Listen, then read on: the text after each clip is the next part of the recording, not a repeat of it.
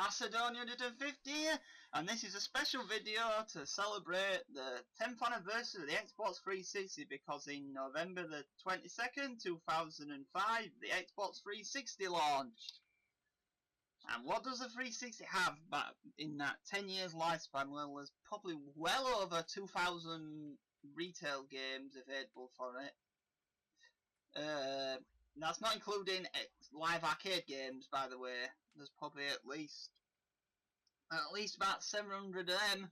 I'm guessing there. I could be completely wrong. And there's well over 2,000 games in the indie section, which is a section everyone forgets even exists for some reason. I don't know why. It's just like forgotten about by everyone. It's like something that just never happened. I don't know why. It's kind of weird. And even though at least it's all the case, there's still been games being made for it, which is a good thing. And I still technically think the Xbox 360 controller, the wired one, is definitely my favourite controller to use on a PC. I just wish the D-pad's a bit pants, but it's usable. But I wish that's the only bad thing to say about it. That, some games actually require a 360 pad to even play them, because they don't work with any other pad, which is kind of dumb really, but that's just how it is. Well, anyway, yep. And the first ever 360 game I ever remember buying was Wartech Senko no Ronde. And you're probably wondering, what on earth is that? You've never heard of that game. Well, it's a strange one. It was a game based off the Dreamcast arcade board, Naomi, I think that's called. And it's like a cross between a space shooter and a fighting game at once. Actually, not many other games like out there. And obviously, yes, this was a Japanese game that Ubisoft published. And the game completely tanked, and everyone forgot it existed. I mean, even when I got the game and it was fairly new, there was no one online playing it. It was just like 2 people. You have to basically play at about 1 o'clock or to about 3 o'clock in afternoons to even get anyone playing it, because only Japanese people really played the game. They were usually really good at it and completely destroyed you, but anyway, yeah, I've quite a lot of fun memories of that game and completed it as all the characters. And yep, until I wiped the scoreboards out, are actually top of the scoreboard in the survival mode for best score. I think playing is Shine Po, the Korean character who I usually played as, for the high score mode. But then the wipe scoreboard out. I remember is the very first game.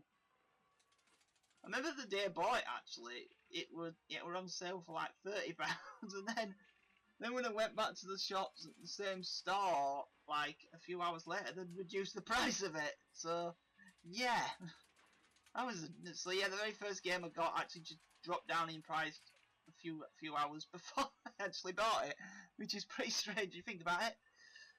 Yeah, and the first live arcade games I definitely remember playing a lot of was Castlevania Symphony of the Night, which I never actually played before this version, though this version did, because of Microsoft's policies at the time, games had to be under 50 MB. I think it's one of the exceptions at the time, but they still had rules at the time for this kind of thing, so they took the CGI cutscenes out of the game. Not a big deal, I mean, they were probably the weakest looking part of the game anyway, but yeah, I had real fun playing that. Going nuts on Jetpack Refueled, which I actually completed, and not many people seem to ever complete that game. That's one of those games that very few people seem to have to see the end of. And Mutant Storm, I think it called Mutant Storm Reloaded, was it? Yeah, I beat that. Well, I didn't 100% beat that. I got nearly all the achievements on it. I could not get the final one, which was beat the hardest difficulty, and to do that you have to keep playing the games on higher difficulty settings to unlock it. It was kind of a pain to do, and the enemies get faster and higher the difficulty level went. I played a lot of that game. I mean, it wasn't exactly the most graphically amazing game back then, but it was fun, so whatever. Oh yeah, no, Mega 5, that was another one of the early games that got all the achievements on, and that's like sequel to, well, it's not really a sequel, it's like, you know that Capcom game Forgotten Worlds or Troubleshooter, it's got controls like that. It's completely forgotten about game these days, which is really kind of sad. It was made by Hudson Soft, but you can, although you can actually still buy this, unlike most Hudson Soft games. It was actually planned for 3DS as well, but you know, Konami bought Hudson Soft out and that got cancelled, so yeah.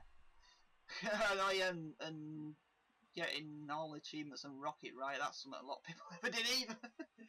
Most people would hate that game just for that stupid Blockbeard who just, well, it was incredibly cheap and it took a long time to die.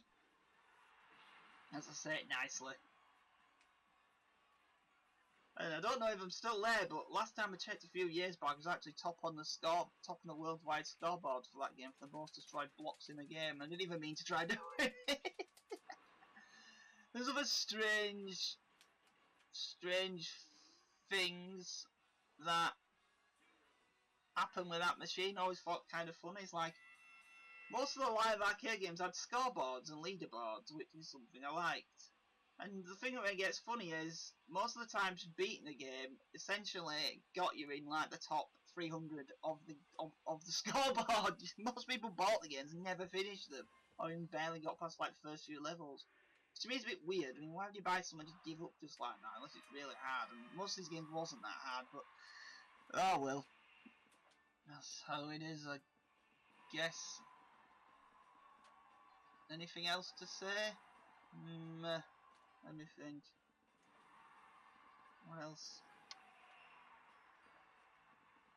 Oh yeah, the 360 is probably the only. I've actually got a game on the 360, a live arcade game on the 360 with every letter of the alphabet. Start with the letter alphabet. I think I've also done it with retail games as well. The only other machine I've ever managed to do that for is PS2.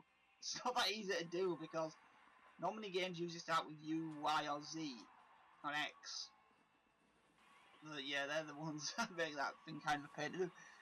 But anyway, yeah, this video's gone on enough. I mean, I'll do a longer video sometime in the future about more memories of the Xbox 360. But this was a brief video saying happy birthday to the happy 10th anniversary to the Xbox 360. Strangely enough, I've noticed Microsoft have yet to say a thing about this, which is kind of disappointing. But anyway, happy birthday, Xbox 360.